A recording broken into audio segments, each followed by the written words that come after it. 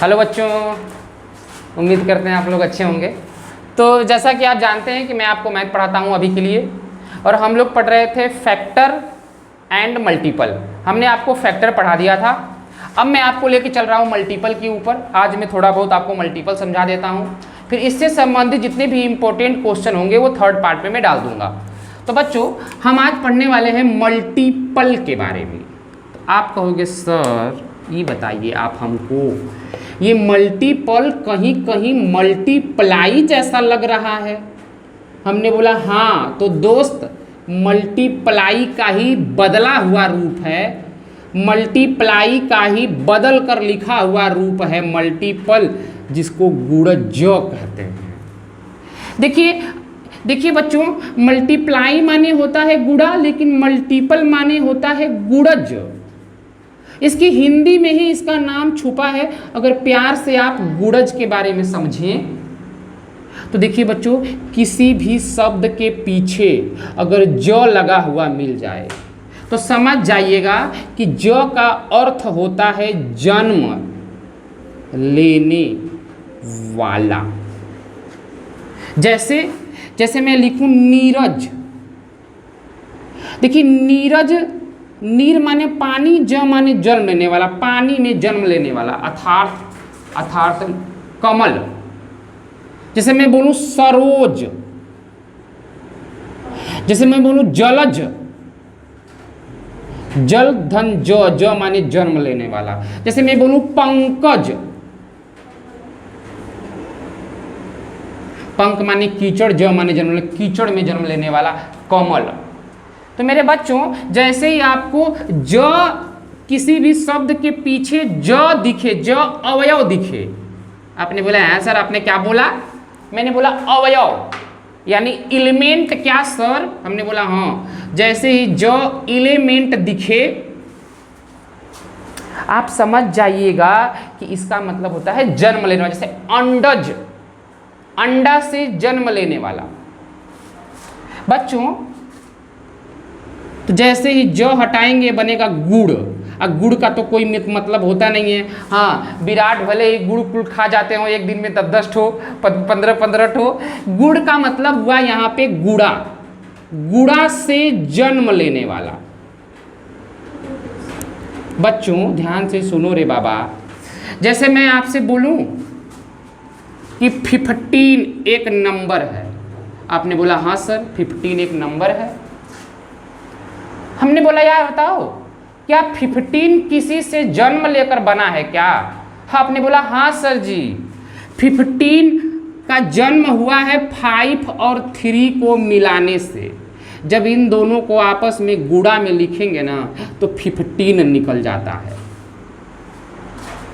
अब 15 की शादी करा दीजिए किसी दूसरे नंबर से, उसका कोई बच्चा होगा वो जन्म लेगा। जैसे 15 की 2 से करा दीजिए तो ये 30 बनेगा। 15 का मल्टीप्लाई 10 से करा दीजिए तो यहाँ जन्म लिया 150। इसे ही बोलते हैं गुणज। गुणज यानी गुणा से जन्म लेने वाला। पेपर में आपसे कैसे सवाल पूछेगा? तो देखिए रे मेरे दोस्त ध्यान से, पेपर में आपसे सवाल पूछा जाएगा। क्या? ऐसे पूछा जाएगा कि which option is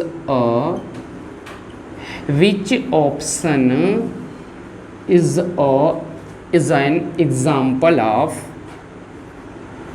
which option is a multiple of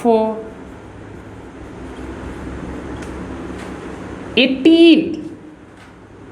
option दे देगा 32, 95। ए बी बी कहाँ गया रे बाबा? बी लिख देते हैं यहाँ। 54, 81।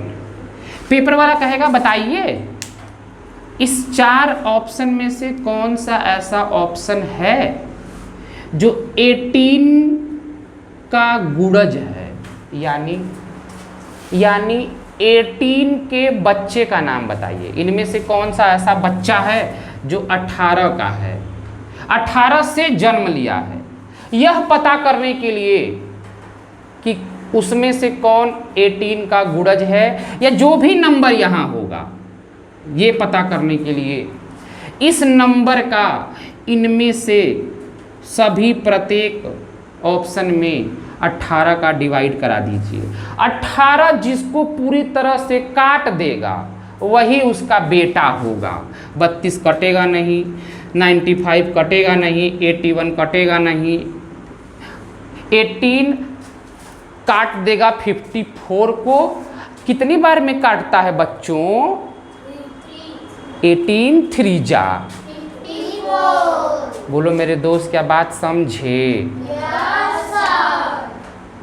तो अगर वह गुणज होगा तो उस नंबर को पक्की बात है काट देगा। काटने के बाद रिमाइंडर कितना देगा रे बाबा?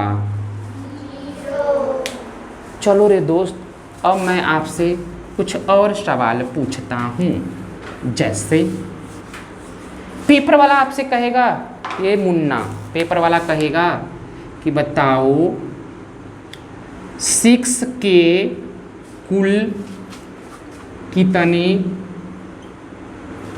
गुणज यानी मल्टीपल होंगे। और एक सवाल पूछेगा 6 के कुल कितने गुणनखंड यानी फैक्टर होंगे। देखो रे बच्चों, ध्यान से समझो। पेपर वाला आपसे कहेगा कि ये 6 एक नंबर है। आपने बोला हाँ सर वो तो दिख रहा है। तो बताइए इस 6 के कुल कितने गुणज होंगे? तो भाई 6 का तुम जितना जगह गुणा कराओगे, 6 का जिस जिस नंबर से गुणा कराओगे उतने गुणज बनते चले जाएंगे। अगर मैं 6 में 2 का गुणज करूंगा तो एक नंबर ये बन जाएगा 12। इसी तरह मैं 6 में अगर 3 का करूंगा तो बन जाएगा। कोई कहेगा सर 6 में 1000 का कर दीजिए तो बन जाएगा। अरे 6 में कुछ भी करा दो यार, जो बन के आएगा वो गुणज होगा। तो कितने गुणज होंगे कोई नहीं बता पाएगा, अनंत गुणज होंगे। आपने बोला सर आप अनंत बोल रहे हैं और लिख रहे हैं ऐसे। हमने बोला हाँ रे मुन्ना, ये जो है ना एक सिंबल है इनफाइनाइट का, जिसको हम अनंत कहते हैं, जिसका अंत ही ना हो। ये सिंबल है, चिन्ह है। आपसे पेपर वाला पूछेगा बताइए 6 के कितने गुणनखंड होंगे? तो देखिए भाई 6 को जो जो काट देगा वही गुणनखंड होगा, और 6 का सबसे बड़ा गुणनखंड वो खुद ही होगा। तो 6 को 1 काट देगा, 2 काट देगा, 3 काट देगा और 6 काट देगा। तो इसके गुणनखंड फिक्स हैं।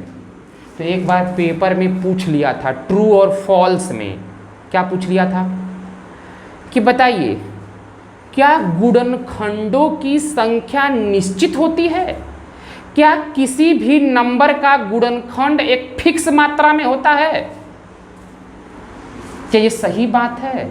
फिर पूछा था कि बताइए क्या किसी भी नंबर का गुणज अनंत होता है? क्या ये सही बात है? हाँ जी दोस्तों, ये दोनों सही बात है। गुणनखंडों की संख्या फिक्स होती है, जबकि गुणज की संख्या फिक्स नहीं होती, इनफाइनाइट होती है। तो चलिए मेरे दोस्त एक सवाल और आपको मैं करके दिखाता हूं, समझाता हूं। यहाँ आइए, आपको क्या लगता है ये सब्जेक्ट बहुत इजी है, ये लेसन बहुत इजी है मेरे दोस्त? इस लेसन को अगर आपने अच्छे से नहीं पढ़ा तो आपके आने वाले आगे के आगे सारे लेसन बहुत बुरी तरीके से जाएंगे। ये सब एक दूसरे से जुड़े हुए हैं, रिलेटेड हैं। तो पेपर वाला आपसे कहेगा कि 11 के 13th या 13वें मल्टीपल क्या होंगे? पेपर वाला कहेगा बताइए रे बाबू 11 का 13वां मल्टीपल क्या होगा। वैसे 11 के मल्टीपल तो अनंत हैं, लेकिन केवल 13वां बताना है, तो जो बोले उसमें उसका मल्टीप्लाई करा दो और लिख दो मेरे भाई 140। जितने का पूछेगा उतने में मल्टीप्लाई करा दीजिएगा। हाँ, कभी कभी पेपर थोड़ा घुमा देगा और सवाल ऐसे पूछेगा, कहेगा 11 के 13वें तथा 17वें गुणज का अंतर क्या होगा, या सम क्या होगा पूछ लेगा। वो देखो पेपर वाला ये नहीं पूछ रहा है कि 11 का 13वां मल्टीपल क्या होगा या 17वां क्या होगा, वो तो पूछ ही रहा है, साथ ही साथ में पूछ रहा है कि बताइए उनका अंतर क्या होगा। तो अंतर निकालने के लिए हमेशा बड़े में से छोटा को घटाते हैं, तो 11 का 17वां मल्टीपल में से घटा दीजिए 11 का 13वां मल्टीपल। और दोस्त मल्टीप्लाई मत करने लगिएगा वरना बहुत लंबा समय लगेगा। जो कॉमन है पहले कॉमन निकाल लीजिए, दोनों में जो है 11 11 निकाल के ब्रैकेट लगा लीजिए, यहाँ बचेगा 17 माइनस 13, 17 में से 13 जाएगा, क्या दोस्तों यहाँ 4 आएगा। जैसे ही आपने 4 लिखा तुरंत ब्रैकेट को हटाएंगे, और ब्रैकेट को हटाने के बाद ये 4 जाएगा बगल में, क्या होगा बच्चों, चपक जाएगा। बोलो क्या बात समझे। नो सर, क्या गलत कर दिया क्या मैंने भाई। भाई साहब मैंने कर दिया गलत। विराट बताएंगे प्लीज, विराट स्टैंड अप। यहाँ तक तो आपको समझ में आया कि 11 का 17th मल्टीपल यानी 11 गुणे 17 और 11 का 13th मल्टीपल यानी 11 गुणे 13 और इनके बीच का अंतर निकाल दिया। बताइए अब इसके आगे मैंने 11 कामा ले लिया, कामा नहीं कॉमन ले लिया, कॉमन यानी जो दोनों में मिले। करने को तो मैं इन दोनों को आपस में मल्टीप्लाई फिर इन दोनों को आपस में मल्टीप्लाई करके घटा भी सकता था, लेकिन टाइम ज़्यादा लगेगा। तो हमने 11 को कॉमा ले लिया, कॉमन ले लिया, बचा इधर 17, माइनस लगा दूंगा ये निकल जाएगा, बचा 13। जब मैं 17 में से 13 घटाऊंगा तो 17 रुपये में से 13 रुपये गए, बचा 4। जैसे ही मैं 4 लिखूंगा भाई विराट, उसके बाद ये ब्रैकेट का काम है नहीं तो ब्रैकेट हटा दूंगा। जैसे ही ब्रैकेट हटा दूंगा, ये दूर है तो पास में चपका के लिख दूंगा 114। क्या गलत कर दिया भाई मैंने, कौन सा पाप कर दिया दोस्त। अच्छा ये बात है भाई, ये लड़का कितना तेज है यार। कह रहा है कि गुरुजी जैसे ही ब्रैकेटवा हटाएंगे ना तुरंत यहाँ क्या लगा देंगे, मल्टीप्लाई, और 11 4 जा। मेरे दोस्त क्या बात समझ में आई। अब चलिए थोड़ा दूसरे सवाल पे चलते हैं और इस सवाल को हम लगाते हैं। ध्यान से सुनिए मेरे भाई। यहाँ देखिए एक क्वेश्चन मैं आपके लिए नया बना रहा हूँ। सवाल ये है कि 6 के फर्स्ट 10 मल्टीपल का सम क्या होगा। आपने बोला सर समझे नहीं हम सवाल, फिर से बताइए। हमने बोला अरे यार सुनो, सवाल में ये लिख रहा हूँ कि 6 के फर्स्ट यानी प्रथम 10 गुणजों का योग क्या होगा। ये रहा आपका सवाल। मेरे भाई ध्यान से सुनो, इस सवाल को पहले तुम कायदे से देख लो एक बार जी भर के, तब इसको समझ में आएगा। अब देखो ध्यान से इधर बोर्ड की तरफ, कह रहा है 6 के फर्स्ट 10 मल्टीपल। हाँ बोलोगे सर किसी भी नंबर के तो इनफाइनाइट मल्टीपल ना होते हैं। हमने बोला हाँ, लेकिन यहाँ पे केवल आपको 10 ही मल्टीपल लेने हैं। वो भी फर्स्ट से लेने हैं। यानी गुरुजी, यानी 6 × 1 से गाड़ी चालू करोगे, 6 × 2 पे जाओगे, 6 × 3 पे जाओगे, 6 × 4 पे जाओगे, dash dash dash dash dash dash dash dash dash 6 × 10 पर जाओगे। लिख लिए? हाँ सर लिख लिए 10 मल्टीपल। हमने बोला कि अब इनको जोड़ दो। आपने बोला हाँ सर ऐसे प्लस कर दे क्या? हमने बोला जी हाँ, इन सबको आपस में प्लस कर दीजिए। आपने बोला सर आप बीचवा में ही काहे डैश डैश लिख दिए हैं? हमने बोला देखो रे मुन्ना, हम समझने के लिए लिख दिए हैं कि जैसे 6 × 1 है, 6 × 2 है, 3 है, 4 है, ऐसे ही 5 होगा, 6 होगा, 7 होगा, 8 होगा, 9 होगा, लास्ट में जाके 10 पे रुक जाएगा। जगह नहीं था इसलिए तुम समझ लेना। अब इसको ऐड करना है। ऐड करने के लिए क्या करेंगे कि हम जिसका मल्टीपल बोल रहा है उसको कॉमन निकाल लेंगे, बाहर निकाल देंगे। काहे गुरुजी? क्योंकि वो सब में न है। देखिए सब में पाया जाता है, जो नंबर सब में पाया जाए उसे कॉमन नंबर बोलते हैं। जैसे इस धरती पे तो बहुत सारे गरीब लोग हैं, क्या पता किसी के घर में कैसा खाना बनता है, किसी के घर में कैसा खाना नहीं बनता है, लेकिन पानी तो सबके घर में होगा, नमक तो सबके घर में होगा। ये बहुत कॉमन सा वस्तु है जो सबके घर में मिलेगा, चाहे अमीर हो या गरीब। तो इस पूरे फैमिली में 6 तो सबके घर में है। काहे 6 सबके घर में है? क्योंकि ये 6 का ही फैमिली है। जैसे ही 6 कॉमन लिए, इधर बचेगा 1, फिर बचेगा 2, फिर बचेगा 3, ऐसे डैश डैश डैश डैश 10 बचेगा। अब देखिए ना मेरे दोस्त, ये 1 से लेकर n तक, इसको अगर मैं n मानूं तो 1 से लेकर n तक के गुणजों का 1 से लेकर n तक के प्राकृतिक संख्याओं का सम वाला फार्मूला आ गया।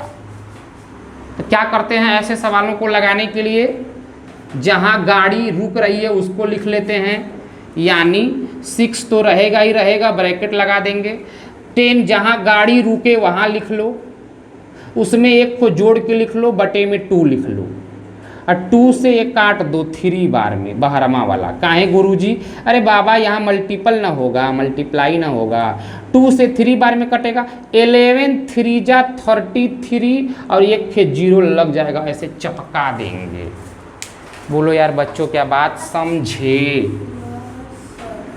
चलो ध्यान से सुनो थोड़ा सा और ये देखो। अब थोड़ा सवाल घुमाते हैं और इसी सवाल में मैंने डिजिट को, नंबर को थोड़ा चेंज कर दिया। चेंज करके मैंने लिखा 15 के 100 गुणजों का सम क्या होगा। 15 के प्रथम 100 गुणजों का सम। तो देखो रे मुन्ना, यहाँ से एक फार्मूला मैं आपको सिखाता हूँ, जिस फार्मूले के द्वारा आप इस तरह के सवाल को चुटकियों में लगा लेंगे। वो फार्मूला क्या है कि जब भी पेपर में, ध्यान से सुनिए मेरी बात को तभी समझ में आएगा मेरे भाई, ये पढ़ाई है सबके बस की बात नहीं है, सब भाग जाते हैं छोड़ के लोग। अगर इतना दूर तक मेरे साथ आए हैं आप तो थोड़ा दूर और रुकिए, चलिए मेरे साथ। देखिए 15 के प्रथम 100 गुणजों का योग, अगर पेपर में ये सवाल पूछे तो आप क्या करिएगा, जिसका गुणज बोल रहा है पहले उसको लिख लीजिए, इंटू लगा लीजिए, जहाँ तक बोले उसको लिख लीजिए, इंटू लगा लीजिए, उसमें 1 को ऐड करके लिख लीजिए, पूरे के बटे में 2 लिख लीजिए। ये होता है डायरेक्ट फार्मूला। फिर से समझिए मेरे दोस्त, अगर यहाँ के होता, यहाँ यन होता, यहाँ भी के होता, यहाँ भी यन होता, तो फार्मूला बन जाता के पहले जिसका गुणज पूछ रहा है उसको लिख लीजिए, इंटू जहाँ गाड़ी रोके उसको लिख लीजिए, इंटू उसमें 1 को जोड़ के लिख लीजिए, बटे में 2 कर लीजिए। मेरे दोस्त बहुत सारे बच्चों को ये फार्मूला लर्न नहीं होता है। क्यों? क्योंकि वो चक्कर में पड़ जाते हैं कि जैसे ही सर जी बताए फटाक से हम नोट कर लें। मेरे भाई तुम सुनो ना यार, देखो ये प्राकृतिक संख्याओं का फार्मूला है, n तक के प्राकृतिक संख्याओं के सम का फार्मूला है। बस तुमको आगे जिसका मल्टीपल बोल रहा है उसका गुणा कर देना है, कुछ अलग थोड़ो है भाई। तो आपने सीख लिया अभी तक कि अगर इस तरह का सवाल मिलेगा पेपर में तो आप कैसे सॉल्व करेंगे। चलिए रे मेरे दोस्त, एक प्रैक्टिस के तौर पे सवाल लगाकर दिखा देते हैं। जैसे पेपर वाला आपसे पूछे सवाल एक कि 17 के प्रथम लिखना जरूरी है, प्रथम 20 गुणजों का योग क्या होगा। मैंने क्या बोला कि जब भी पेपर में इस तरह का सवाल मिले, बोले कि फलनवा के प्रथम यहाँ तक के गुणजों का सम, तो जिसका गुणज बोल रहा है पहले उसको लिख लीजिए, इनटू लगा लीजिए, जहाँ तक बोले उसको लिख लीजिए, उसमें एक को ऐड करके लिख लीजिए, अपॉन में 2 लिख लीजिए, इसको काट लीजिए, 10 आएगा। अब मेरे दोस्त 17 × 17 को 7 कैरी 1, 17 दूना के 34, एक 35, एक 0 बढ़ा दीजिए, ये वाला जो बचा था यही इसका सम होगा। तो ये पढ़ा आपने मल्टीपल में कि कैसे अगर गुणजों का सम पूछेगा तो आप लगाएंगे।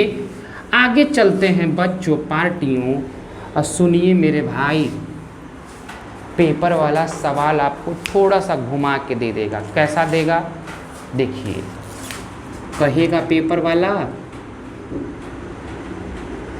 कि 20 तक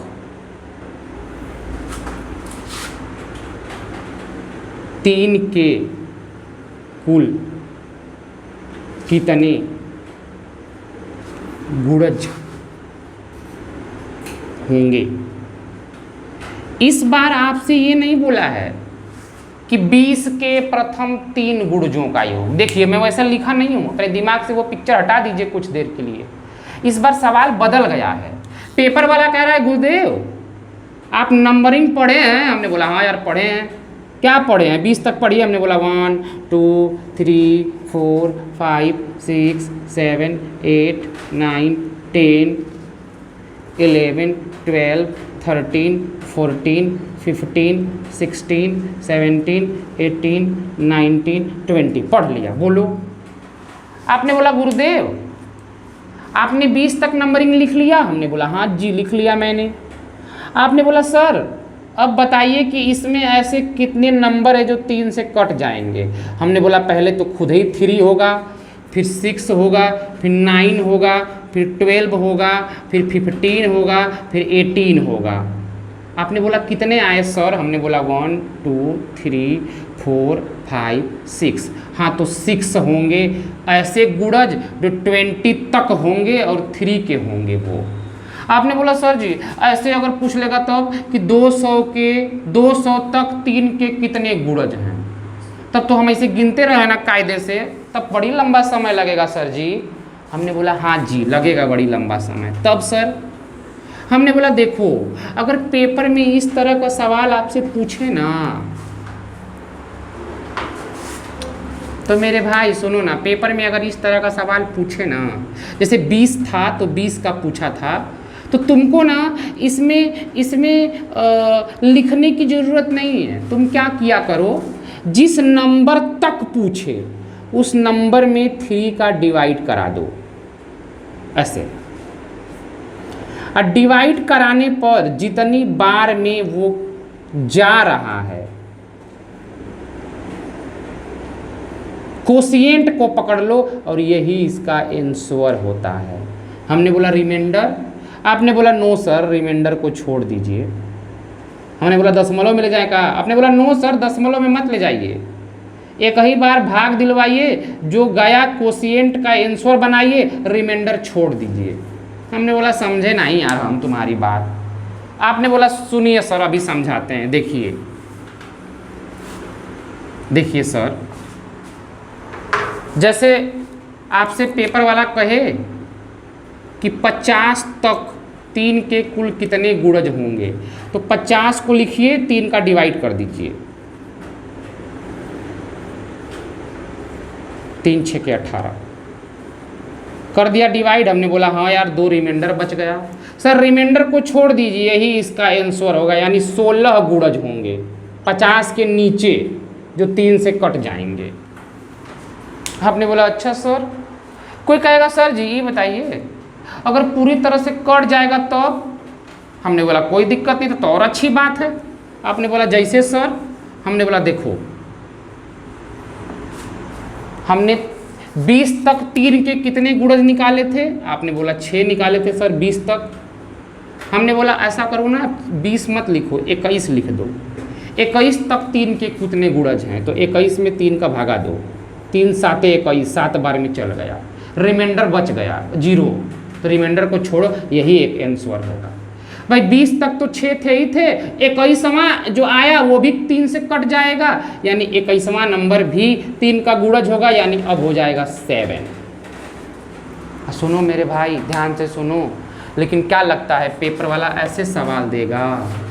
ना रे मुन्ना, पेपर वाला आपको सवाल घुमा देगा और ऐसे देगा कि 1 से 100 तक 5 के कुल कितने गुणज होंगे, ऐसे देगा। हाँ आपने बोला सर जी क्या मजाक कर रहे हैं, ये ऊपरा वाला ही ना सवालिया है। जैसे 21 तक 3 के कितने गुणज होंगे, तो 1 से ना शुरू किए थे, 1 2 3 4 डैश डैश डैश 21। तो यहाँ पर अगर 1 से लिख दिया तो कौन सा गलत कर दिया? यहाँ भी 1 से ही ना शुरू करेंगे। अरे सर जी हम समझ रहे हैं, वही फार्मूला लगेगा 100/5 यानी 20 होंगे बस। आप सर आप 1 लिख देंगे तो हम डर थोड़ो जाएंगे, यहाँ तो आप 1 नहीं लिखे थे फिर भी हम 1 से शुरू किए थे। हमने बोला हाँ मेरे भाई तुम सही बोल रहे हो, पेपर वाला तुमको डराएगा ऐसे लिख कर, तुम डरना मत, तुम सुनो पहले कैसे लगता है सवाल। अगर ऐसे दे रहा है तो तुम ऐसे लिखना 100/5, उसमें घटा देना 1/5। अब 100 में जब 5 का भागा दोगे तो रिमाइंडर नहीं लेना है, रिमाइंडर छोड़ देना है, कोशिएंट आएगा 20, और यहाँ जब तुम भागा दोगे 1 में 5 का तो जाएगा ही नहीं, 0 बार में जाएगा, यहाँ 1 बच जाएगा, रिमाइंडर छोड़ दो, ये 0 आया तो 0 घटाओगे तो 20 आता था। आपने बोला अच्छा सर हम बात समझ रहे हैं, यानी 1 जो है वो लिखे या न लिखे मतलब वही है। हमने बोला हाँ, लेकिन अगर पेपर वाला सवाल में 1 न देकर कुछ और दे दे, जैसे सर हमने बोला ऐसे देखो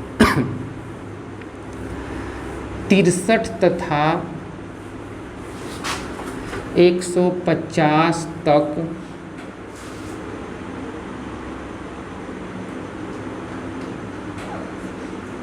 सोलह के 16 नहीं 8 के कुल कितने गुणज होंगे। अगर ऐसे दे दे पेपर वाला, माने पेपर वाला ये नहीं पूछना चाहता है तुमसे कि 1 से लेकर 150 तक कितने गुणज होंगे, वो तुमसे कह रहा है अगर 1 से लेकर 150 तक पूछता तो तुम तुरंत 150 में 8 का डिवाइड कर लेते, और जैसे ही 150 में 8 का डिवाइड करते इधर अलग से 8 1 जा 8, 7 आएगा 0 आएगा, 8 64, रिमाइंडर 6, रिमाइंडर से मतलब है नहीं, यानी 18 आंसर होगा। 18 गुणज होंगे 1 से लेकर 150 तक, जो 8 से कट जाएंगे। लेकिन यहाँ 1 न देकर बोला है, अच्छा ध्यान से सुनो मेरे भाई, यहाँ 1 न देकर बोला है 63, यानी कि आपको 1 से लेके 150 तक नहीं लेना है पूरा का पूरा, हम मानते हैं 18 है पूरा, लेकिन आपको 63 से शुरू करना है 63 से 63 से और 150 तक लेना है, इसके पिछवा वाला का नहीं चाहिए। तो आपने बोला सर जी कोई दूसरा फार्मूला है का? हमने बोला नहीं यार यही फार्मूला है। का है सर? हमने बोला देखो अगर पेपर में ऐसा सवाल पूछे ना तो पहले तुम देखो तुम्हारा फार्मूला तो 1 से ही लगेगा, तो तुम एक पहले 150 तक कितने गुणज हैं वो निकाल लेना, फिर 1 से लेके 62 तक कितने गुणज है वो निकाल लेना, 63 तक निकाल लो, इन दोनों को घटा देना आपस में, तुम्हारे बचे हुए जो गुणज होंगे इनके इनके बीच में होंगे। आपने बोला अच्छा सर हम समझ गए, आप यही ना कहना चाहते हैं। जैसे मैं बोलूं 30 तथा 100 तक 8 के कुल कितने गुणज होंगे, पहले 100 भागे 8 कर लेना, फिर इसमें घटा लेना 30 भागे 8। ये फ्रैक्शन नहीं है कि डिनोमिनेटर सेम हुआ तो घटा के 70/8 कर दिए। हाँ ये दिखाने का एक तरीका है। अब 100 में जब 8 का मल्टीप्लाई करोगे, डिवाइड करोगे तो लगभग 12 आएगा। बोलो भाई 12 8 जा 96, और 8 का जब टेबल पढ़ोगे 30 के लिए लगभग 3 आएगा। मेरे दोस्त क्या यहाँ 9 आंसर होगा? तो ये हुए किसी दो नंबर के बीच कैसे निकालेंगे हम गुणज, इसका फार्मूला मैंने आपको बताया। तो बच्चों आप बताइएगा कि आपको ये वीडियो कैसा लगा। ऐसे ही ढेर सारे मैथ के, हिंदी के, रीजनिंग के कॉन्सेप्ट में आपको देता रहूँगा। तब तक के लिए देखते रहिए विवेक सर की पाठशाला। मिलते हैं नेक्स्ट वीडियो में। नेक्स्ट वीडियो में मैं आपको सारा सॉल्यूशन कराऊंगा क्वेश्चन का। तब तक के लिए जय हिंद बच्चों, थैंक यू।